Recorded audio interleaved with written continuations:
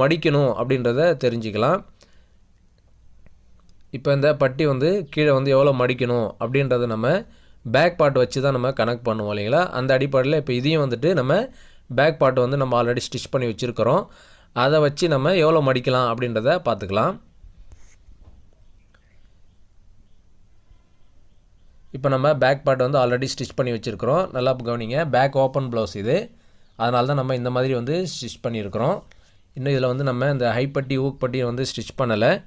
இப்போ இந்த மாதிரி இந்த பேக் பார்ட் வந்து போட்டுக்கணும். போட்டுட்டு ஃப்ரண்ட்டு பார்ட் அதுக்கு மேலே போடணும். எப்படி நம்ம நார்மல் ப்ளவுஸுக்கு எப்படி தைப்போமோ அதே மெத்தடு தான்.